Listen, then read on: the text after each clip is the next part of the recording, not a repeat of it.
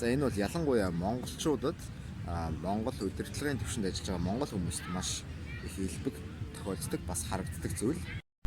За удирдлагын түвшний хүн болвол өдөрт 1000 шийдвэр гаргах биш, харин маш цөөхөн чухал шийдвэрийг гаргах ёстой.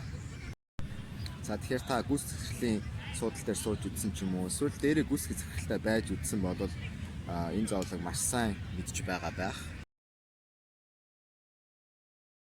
Маш олон гарын үсэг зурах хэрэг гардаг. За эсвэл хүний нөөцийн ч юм уу, санхүүгийн удирдлагын хүн нь гарын үсэг, захирлын гарын үсгийг хүлээгээд өдөржингөө офисх нь гадаад сууж цагаа өрөх, цагаа алдах, үр бүтээлтэй байх ёстой цагийг алддаг. Тийм тохиолдол маш гардаг.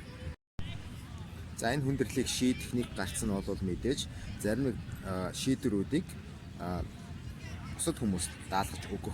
Жишээ нь хүний нөөцийн ажилтан хүний нөөцтэй холбоотой шийдвэрүүдийг гаргах, түүнтэй холбоотой ямар нэгэн зардал мөнгө тодорхой хэмжээнд, тийм ээ, 1 сая байна уу, 5 сая байна уу, тэр хэмжээнд шийдвэр гаргах чадрыг бололцоог гүйцэтгэх удирдлагууд өгөх ёстой.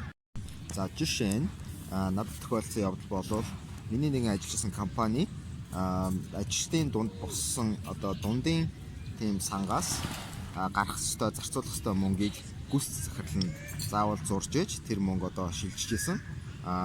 Дундын сан гэдэг маань хэрвээ хин нэгэн өвчин зовлонд нэрвэгдэх юм уу, өөд болох ч юм уу, ямар нэгэн зүйл тохиолдоход тэр тухайн хүнд дэмжлэг болгохоор ажилтны дундаас босгосон мөнгийг дундын сан гэж хэлээд байгаа. Тэр хүртэл гүйцэтгэх захирлын гарын үсгээр гарч ийн гэдэг бол бас нэгдүгээрт маш их цагийг хүний нөөц нь алдах болно. Ягаад заримдаа гүйцэтгэх захирлууд маш олон уулзалттай байдаг, тийм ээ.